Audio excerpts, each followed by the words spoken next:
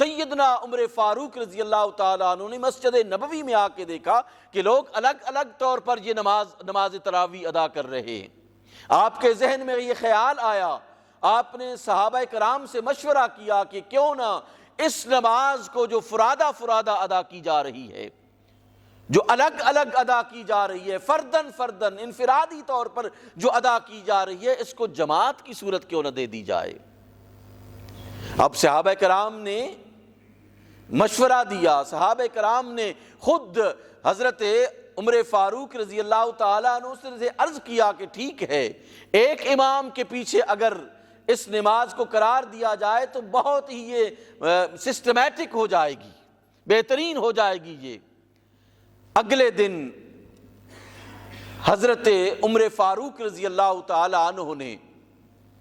حضرت ابی بن کعب رضی اللہ تعالیٰ عنہ، بہت خوبصورت قاری قرآن تھے، عالم قرآن تھے، نہایت خوبصورت انداز میں قرآن مجید کی تلاوت کیا کرتے تھے۔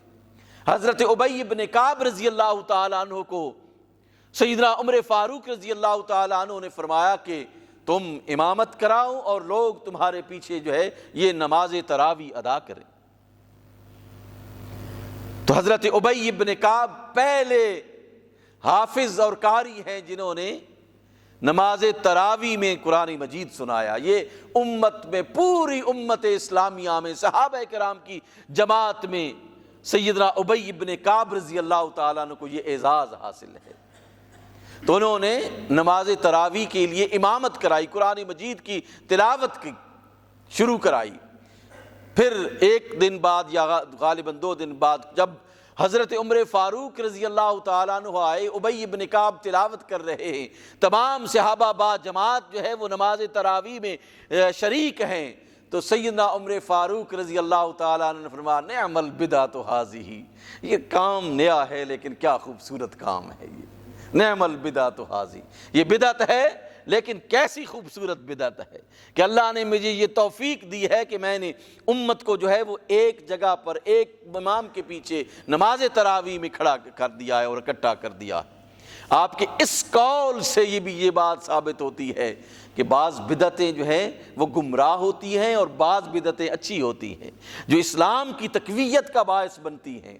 جو اسلام کو مضبوط کرنے کا باعث بنتی ہیں، جو اسلامی روایات کو مضبوط کرنے کا باعث بنتی ہیں، وہ اگرچہ بدعتیں سرکار کے زمانے میں نہیں تھیں، لیکن اسلام اور اسلام کے رولز اور اسلام کے قوانین اور ضابطے اور روایات ان سے مضبوط ہوتے ہیں تو اس سے اللہ اور اس کا رسول خوش ہوتا ہے۔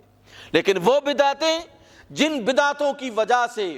اسلام کمزور ہو، اسلام کی روایات کمزور ہوں، اسلام کے اصول اور ضابطے کمزور ہوں، وہ بدعت گمراہی کی طرف لے کے جاتی ہے۔ اس کو کہا کہ کل بدعت ضلالہ، کہ وہ بدعت ضلالہ ہے، لیکن وہ بدعت جو انسان کے ایمان کو مضبوط کرتی ہے، وہ جو اسلام کے پلرز کو مضبوط کرتی ہے، اسلام میں عقیدے کو مضبوط کرتی ہے اور اسلامی روایات کو مضبوط کرتی ہیں، وہ تمام چیزیں درست ہیں۔ آج ظاہر ہے کہ سرکار کا زمانہ نہیں ہے، سرکار کا زمانہ ایک وقت تھا جو ختم ہو گیا، اس کے بعد آپ ظاہری طور پر اس دنیا سے پردہ فرما گئے، اس کے بعد جتنی بھی چیزیں آئی ہیں وہ سب کی سب بدعت کہلاتی ہیں، نہیں ہیں، جو سرکار نے جن کا حکم نہیں ارشاد فرمایا تھا۔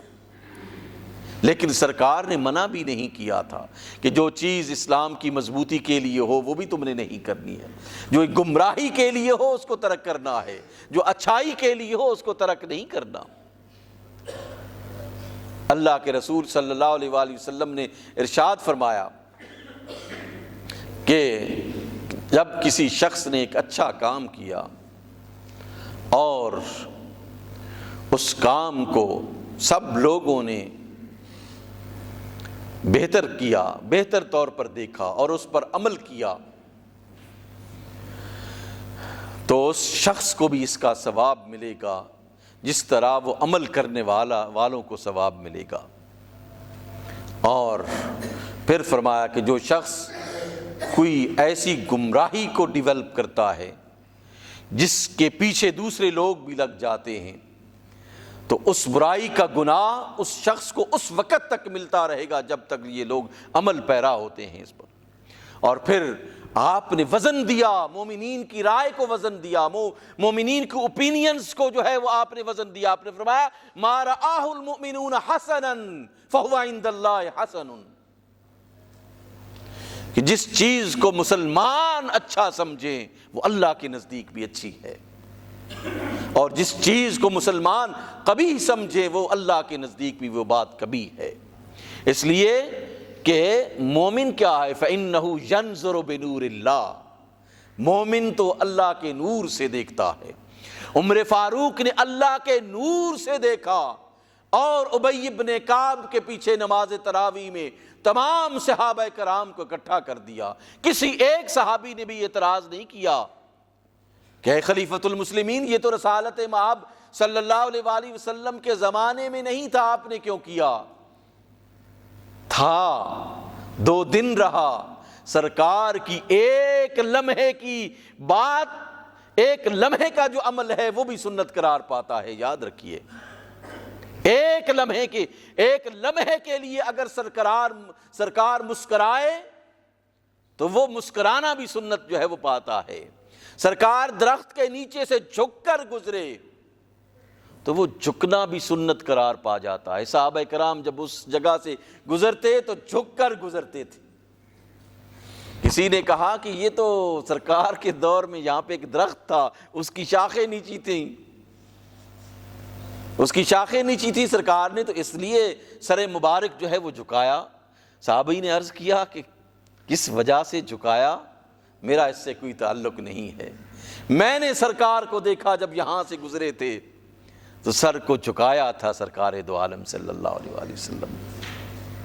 سنت اس چیز کا نام، سنت محبت کا نام ہے، عشق رسول کا نام ہے، اللہ کے رسول کے ساتھ جڑنے کا نام ہے۔ ریزنز آپ نہ پوچھیں، اللہ کے رسول سے بڑھ کر ذہین اور اہل فکر و دانش میں سے کون ہو سکتا ہے جو براہ راست جبریل امی آ کر وحی دیتے تھے، اللہ کا پیغام اور اللہ کا حکم دیتے تھے، براہ راست رابطہ تھا اللہ کی ذات کے ساتھ، ان کے بارے میں اگر ہم کہیں کہ یہ ہے وہ ہے تو پھر افسوس ہے، یہ کیلو کال قابل افسوس ہے۔ اور پھر امت کو ان چیزوں میں پریشان کرنا قابل افسوس ہے۔ جو سرکار نے کیا بس محبت سے وہی کیا جانا چاہیے،